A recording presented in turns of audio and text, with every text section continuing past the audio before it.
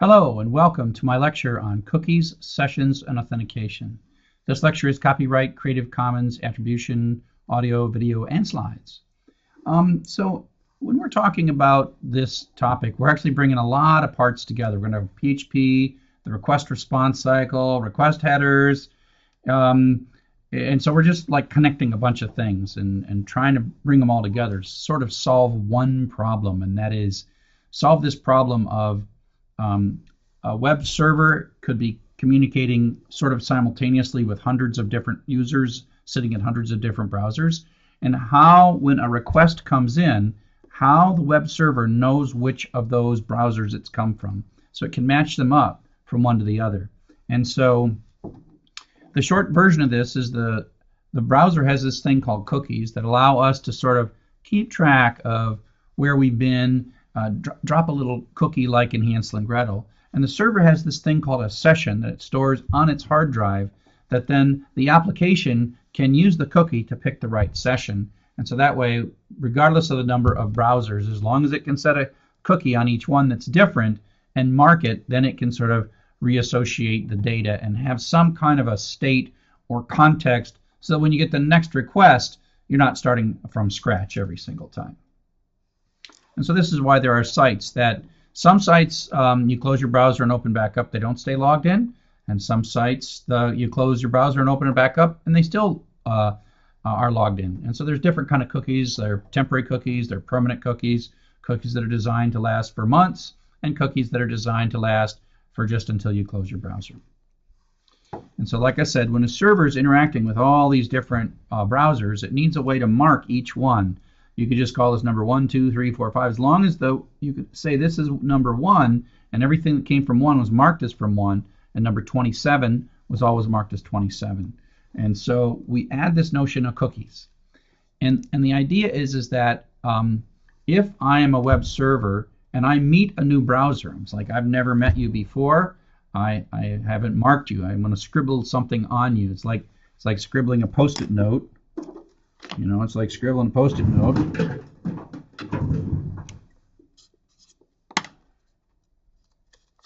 And here's a new browser, and I'm the server. I want to stick a 12 on that one. And then I'm going to put 27. Right, here comes a different browser over from here. And so I'm going to stick 27 on that one. And now what the browsers have to do is give me those numbers back, right? So I can tell if it's 12, it came back from that same browser. But it is my job as the server to initially set these things. And it's, again, just a way of just marking a little breadcrumb in each browser, making that a different number.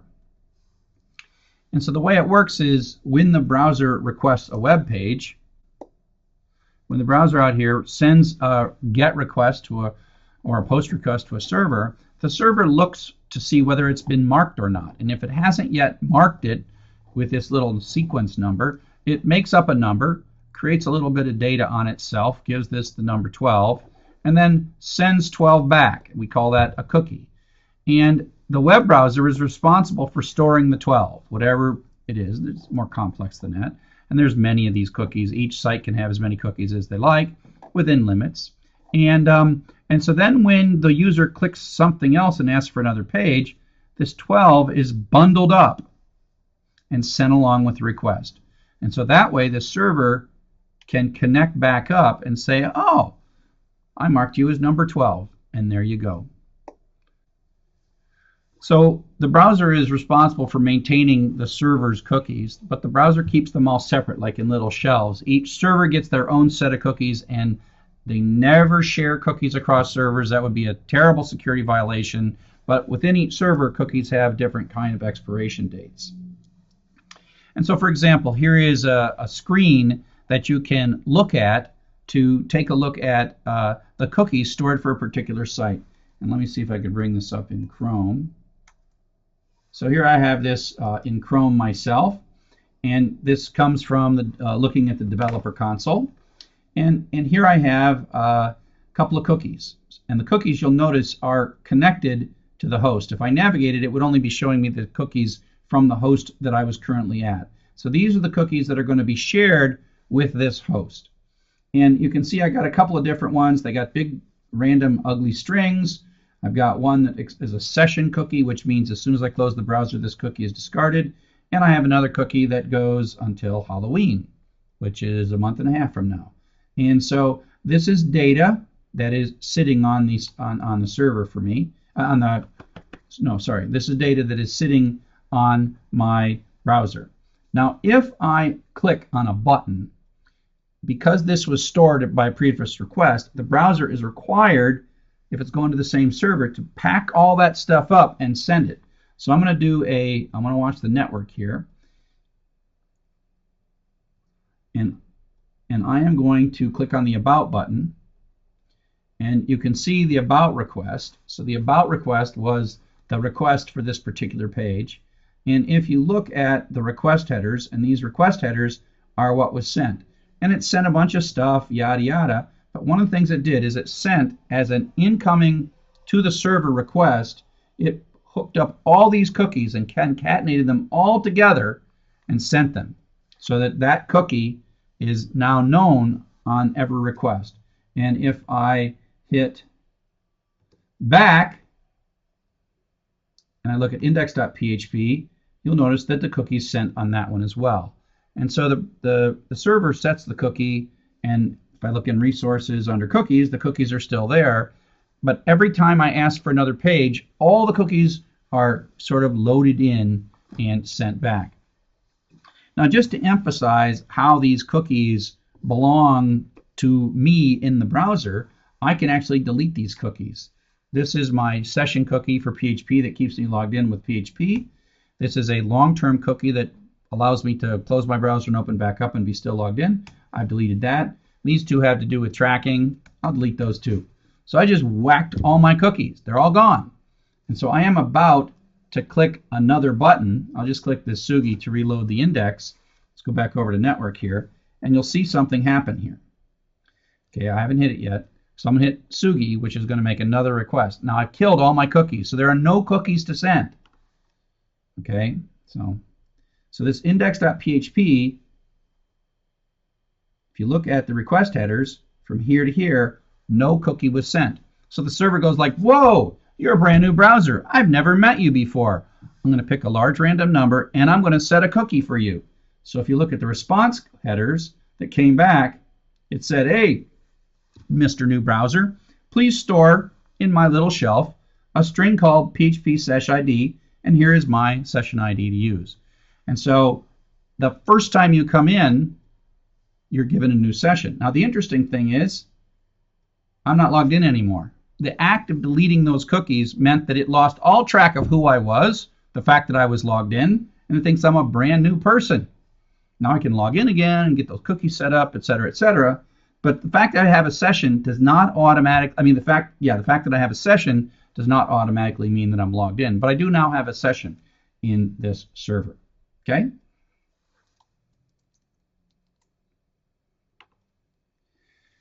Okay, so we talked about that. So now let's take a look at a simpler example where we're just sort of looking at one thing. And I'll go over here and request. So if you look at developer mode here, and I request this session, let's check to see if there's any cookies here. So there is a session, so I'm going to delete it. So we're starting fresh. So there's no cookie. And now I'm going to look at the network, and I'm going to hit this sesh fun. And so what happens, again, if I look at this, so there's not a lot of things going on, HTML or CSS coming out. If I look, there was no cookie that was sent, no cookie in the request headers, and in the response headers, there was a set cookie, again, a PHP session ID. So now if I go look, I will see this, this is my PHP actually prints out the session ID. If I go in the resources, I've got that same session ID, blah, blah, 451D9. Okay, and so this key of session ID is now that, and every time I make another request to the server, this data is going to be bundled up and sent in. And so, for example, if I go to network now, well, we'll come back to this in a second. Okay, and so that is basically the initial cookie setting process is I have no cookies. I'm not sending you any cookies. Server detects it and sets a cookie. So what else is the server doing at this moment that it's recognizing an unmarked browser, a browser for which it's not receiving a cookie that it originally sent? And so that's what a session is. A session is data that's in the server, right? It's data that's in the server that stores data that the application wants to own. Because I can change the cookies on my browser, you got to be careful. You can't put sensitive information like bank balances or sensitive login information that could be modified and let one user change data on their browser. You got to be careful because these web cookies can just be as easily changed on the browser, just like you saw me delete them. You just go in there and you fiddle with them. You can put new data in them. So you can't put like what the current logged in user is in a cookie, unless of course you securely sign it, etc. But in general, we don't trust the cookie except to load the session. Now, in PHP, we never touch this cookie. There is code that makes sessions for us and allows us to store session data. And it's all handled by PHP for us. And the session identifier is this large random number, and you saw it. It's a random number that turns into a random string with letters and numbers and whatever. And on the way in, if you've got one set, it looks on disk to find the right session. If not, it creates a file on disk for your session and then picks the number, creates the file, and then sends the number back. And so sometimes you will see things like login information, sensitive information, current bank balance might all be stored in the session because the session is protected from users' direct access to it. Our PHP application can look at it, but the user can't look at it directly. So let's take a look at how PHP sessions work. The way we ask the PHP framework to do sessions for us is we call session start. And we call session start before any data is sent. We can't do this after the first characters have been sent. It's in that top part of the code, the silent part of the code that I mentioned before. If they have cookies and we do session start, we end up with this super global array called $_session. And that basically is an in-memory reflection of what session data we have had up to this point. So when you say session start, it either makes a session or restores the existing session and then fills up this $_session with whatever data was in at the end of our last request. Okay, and so we have this bit of data that we can be in the middle of processing one request. You put data in the session, then we're all done. We wait, new request comes in, up comes the session. That data we put in there comes from request to request. So it's a bit of persistence from one request to another on the same browser. Now by default, these are stored on some temporary location on your disk. Now there's other ways to do it, all kinds of fancy things you can do, but by default, they're stored on disk. And with a little bit of cleverness, you can actually find them. And you can actually look at the data in them. So on my Mac, it's /application/map/temp/php. And if you look, you will see in there, you will see some files. These files have these large random numbers is their file name. And when you do a session start, it reads that up. And if you look at the file, you can even look at the files, right? They got stuff in them, keys, values, all kinds of stuff. You could figure out what it all means. But basically, you can store key value pairs. It's like what we would say the serialization of a PHP array, the $_session array. And so it takes all this data and writes it to disk. And if you change it, it actually writes it to disk, every time you finish a request. And then it sits on disk maybe for 10 minutes. And then the next thing comes in, it's all read back in and repopulates the session. So this $_session variable lives on disk when we're not in the middle of an active request response cycle. So session start is the PHP call to say either create or reassociate a session. You can name, there's various other things you can do. We can get rid of this thing just by saying session destroy. And then the other thing that we tend to do is simply store data in the session. And so here's some examples of this, right? We say session start, and this is the very first line of the file. We have not sent any output before. We can't do it down here. We can't do it down there. That is not allowed. By then it wouldn't work because we have to set cookies, and setting cookies have to be done before any of the output is actually sent. And so session destroy, which we'll get to in a second, we can set something in the session, and we just use $session as this global variable. It's a super global variable, which means it works in functions and everything all around. But it's just a key. It's just a standard associative array at this point. So we can say session sub value equals 0. The keys are things of our own making. We can also, if we want, look up the old version of value from what was pulled into disk. Session start pulls the old session in from disk, and then it says, oh, session sub value, what is the old value of that, like 2, and then 2 plus 1, and then stores it back in. We can ask, use isSet. It's just another array at this point. It's just this magical array that we store stuff in at the end of one request, and we load it back up at the beginning of the next request. And so those are the things that we tend to do, right? We start it, we read data from it, we store data into it, and we destroy it. Okay, so let's take a look at this code. What it really does is it starts up, and if this array is not set, the value key is not set, we just say it's empty and set it to 0. Now at the end, that means it's written to disk with a 0 in it, and we'll print the session variable at the end of each of these routines, end of each of these runs. So we set it to 0. If the session value is less than 3, we retrieve the old value, add 1 to it, and store it back in and print out added 1.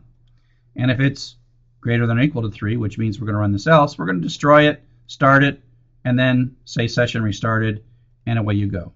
And so we're also going to call the session ID routine and print out what the current session ID is, just sort of for our own sanity. And then we have a link so we can keep clicking seshfun.php over and over and over again. Okay, so let's take a look at how this goes. We've just started, and so the first time through it says session is empty, click me, and then tells us what our session ID is, but at the same time it also set value equal to 0. The key in that is equal to 0. Now when I do a click, I guess I don't need this thing right now. When I do a click, it's going to do a request response cycle, but then it's going to trigger that code. It's going to trigger this code. This, because it is set, it's going to add 1 to it. Okay?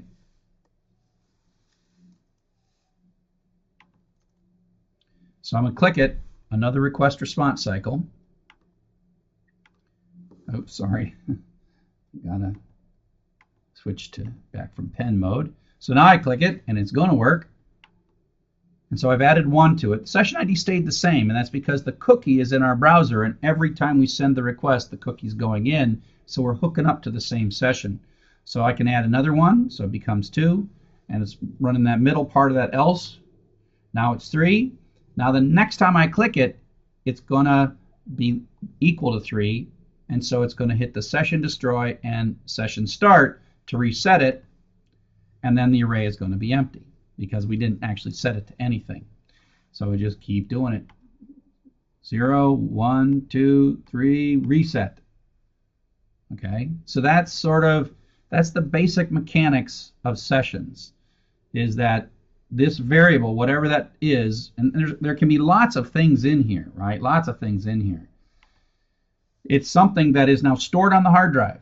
And then when I click, it's read from the hard drive, we fiddle with it and store something back to the hard drive. And that's how the session is maintained, even though right now I'm not doing anything. There's no connection to the server, no nothing, right? Nothing. Oh, I just retrieved it, changed it, put it back. Retrieve it, change it, put it back.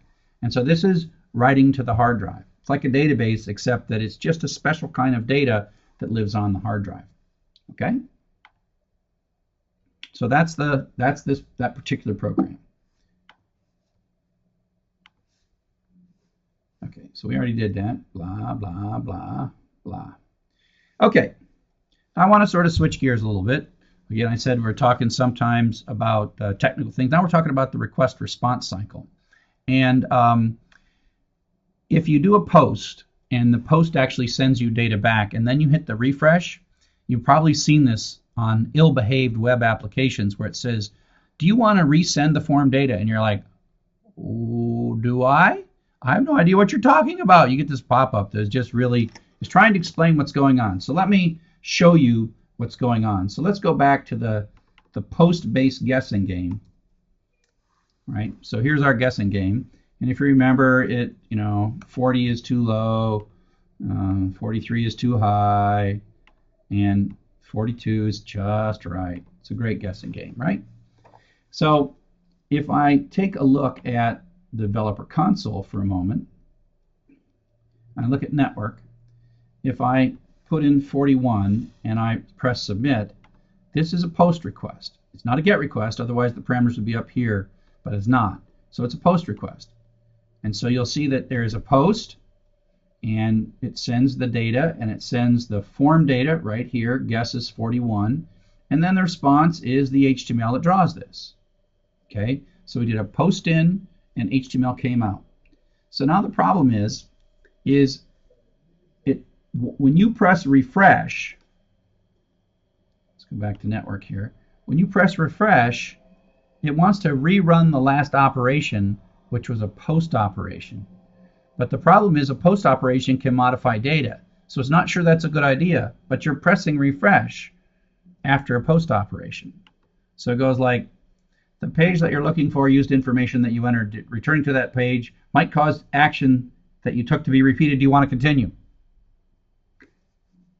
Really, this is a bad user experience. This is not my application. This is the browser. Every browser will say this differently, but they all say it. And what it's really saying is the last thing you did was a post. They can be destructive. Do you really want to do a post again? So if you say cancel, it's as if you didn't hit submit.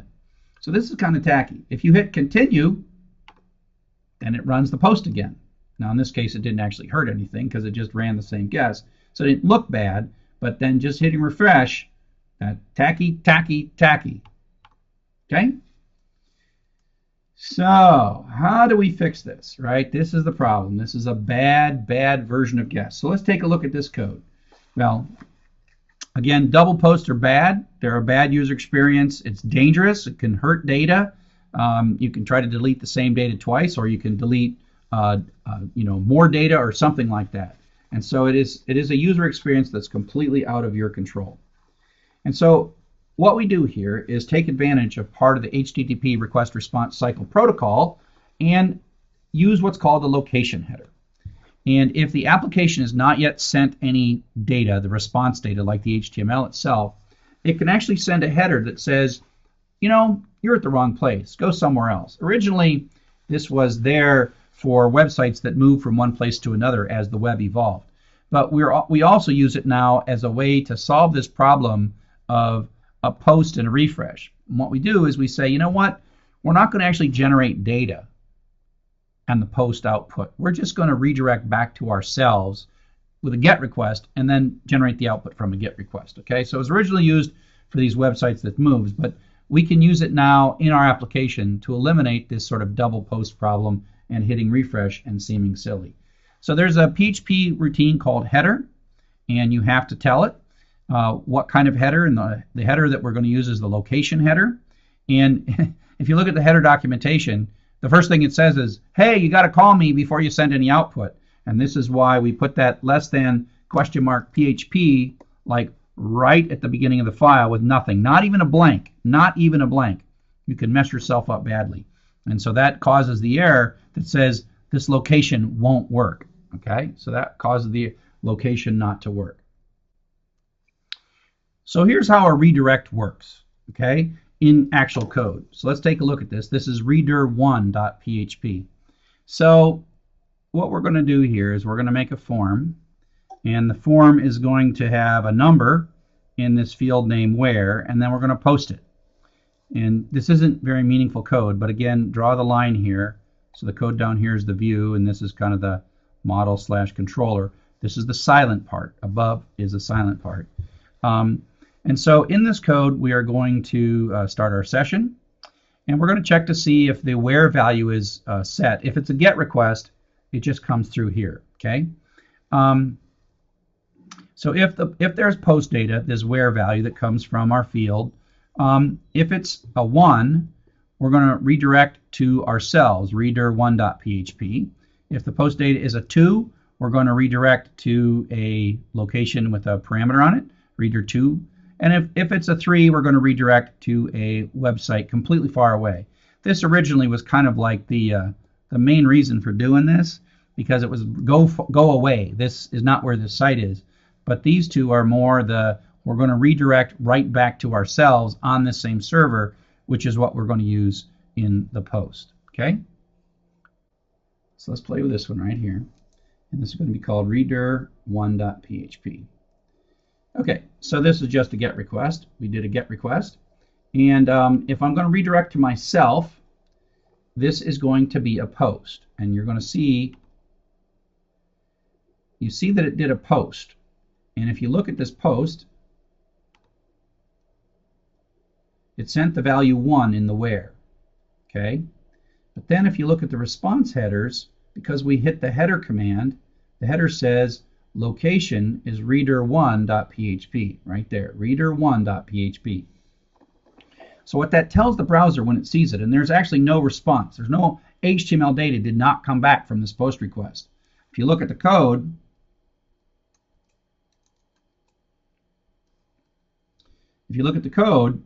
when we did the redirect, we did a return immediately. So that means none of this code ran. That means none of this HTML came out. Okay? So we did a redirect, and then we did a GET request. And that GET request went through a second time. So there was a post request that did nothing but a redirect to the GET request.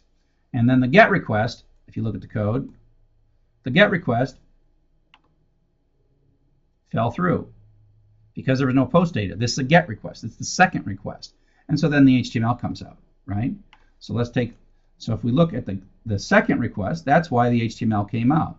There was no form, there was no form data that was sent in these headers. No form data whatsoever, because it wasn't a post.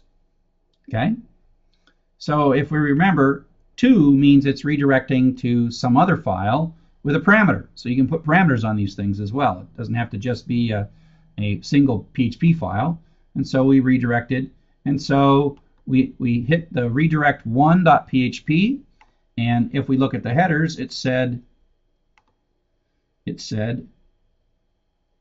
you are in the wrong place.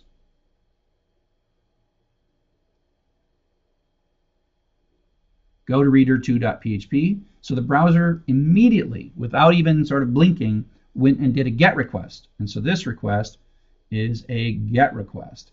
And that request has a response. Now it actually had parameters on it. So there was query string parameters that went in. But then the response is the HTML. And so let's reader2. Let's go back to redirect1, just another copy. So we've been redirected. Reader2, we hit a post to that request, and now we've been redirected back to reader1. And then if I say 3, it's going to redirect to www.drchuck.com. So I'm going to hit the submit button. Now we have to go scrolling all back up. So the first post I did was a post to reader1.php with a value of 3 as form data. And then the response said, go away, go to www.drchuck.com. So the immediate next thing that happened was it did a GET request to drchuck.com. And then it had a bunch of other crud that it goes and gets that are just the rest of that web page. But that's not the point. The post redirect. Just when it does redirect, the GET happens immediately. That's the key. So again, we have the post redirect code that basically says, header means go somewhere else. And somewhere else might be back to this same file. And so if you could think about it like this, this redirect and the return causes it to come back to the top of this same file, but it's a GET request, and so now it goes through. So it comes in once. It's a post request. Oh, let me clear this. It comes in once. It's a post request. This is true. Its header just gets sent, then it does a return, which exits out of this execution, comes back up, runs this time with a GET request, and then the HTML comes out. Okay? So that's post redirect. Oh, I guess I probably should have shown you something. Forgot all about this one. Oh, gotta clear that, gotta clear that. Forgot to show you this. So if I do back to 1, right? So then it does a post and then a redirect. Here's the most important thing of all. If I hit refresh, refresh says redo the last thing that you did, which was a get. So it just happily redoes the get. And we did all this stuff just to make it so that it would redo the get rather than attempt to redo the post. Post, we process it in the server, we redirect back to ourselves, and then we can refresh that. And we don't have that problem. Okay? Okay, I think we covered this one pretty well. Pretty well. Pretty well. Pretty well. Okay, so the simple rule is if you are processing post data, it is considered extremely tacky to send HTML back on those pages. The proper thing to do is to redirect back to a get page. Quite often the exact same page with a get URL, just like we did in that previous thing. So it's often the same script, so you never see this because we don't want to lose control of the user experience of our web application with dialog boxes popping up all over the place. So if we take a look at our old guess code, this is kind of hard to see, but if we look at our old guess code, if you recall, there was this top part, and in the top part it came in.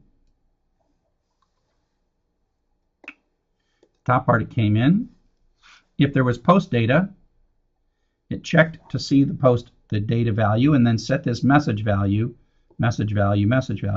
and fell through. So one way or the other, it came through into the view code with this variable $guess and $message set, right? So the output of my model controller part up here in the silent part was 2 variables, $guess and $message, and that's what fell through.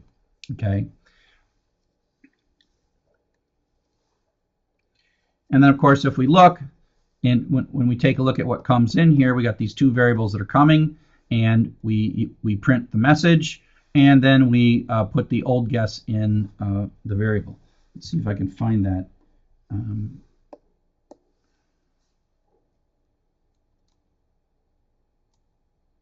Is it in this folder? Yeah. So here's our guess, and we're going to guess 41, and that's pretty good. But look what happened here. This is a post request. The code is functioning just peachy fine. A post went in, the parameter was 41, and the response came back with the HTML. The problem happens when I now hit the refresh button. Bam. Bad news, right? Bad news, okay? Because it did a repost again, it did a second post, and it did it again, but it popped up that horrible, horrible message at the same time, okay? And so we're going to restructure this application and do it ever so slightly differently. But we need to use the session because we actually have to pass the message from the post to the get in the session. Because as we're handling the post data, we know what the guess is. On that next get, it's just going to come flying through here. So we know whether you did a great job, it's too low or too high, right? So what we do is we simply put both the guess and the message into the session. And again, this is all silent at this point, totally silent. And then we redirect back to ourselves, and then we exit, which means nothing else happens down here. But we have written the message and the guess into the session on the server, likely on the hard drive of the server. Then we have forced a get, and that get comes back in. Now this time it's a get. There's no post data, but the session has been set. And now it exits out the bottom, and it looks like a mess. We come in here, and what we know is session guess has the most recent guess. Now we have to put an isSet here and a ternary operator because sometimes the session hasn't been set yet the very first time. But if it is set, we want to know the old guess from the session, and if the message is set, we want to get the message from the session. Otherwise, it's false. And so now we've got these variables that before we just let it fall through. These variables were set, but now we're pulling the variables out of session. We put them in the session in the post request. redirected to the GET request, pulled them out of the session in the GET request, and now we're using them. So this is the pull. This is the pull out of the session in the GET request. And so now I just say if it's not false, print out the message, and then I can use HTML entities for the old guess. And if the old guess is a blank, then the old guess is a blank. So now we have an application that doesn't fail, right? Doesn't show this pattern. So let's take a look at guess 2. Oops. Guess 2.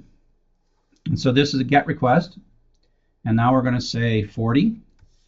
This is a POST request because it's a form. But now this did the POST did a redirect. It POST form data went in on the first one. POST form data went on, and then the location was go back to guess2.php, so the browser instantly did a GET request. And that request has the response. So there is that response, right? So there you go, the request response. So we get 2 of these things. And now if we hit refresh, it knows it. And now this old data is coming from the session, because if we hit refresh, it's another GET request. And just show you what's going on there, right? So if I hit refresh, it's another GET request. And so it comes in, it does a session start, but there's no POST data, so it skips. But the session has been loaded, and $_session exists. And so it then comes in here, and it says, oh, I got the guess from the session from before. I load it up, I load the message up, and then all this stuff displays properly. And so that when you refresh, it's a GET request, but the data is still in the session. And that's how the old data ends up coming into the session.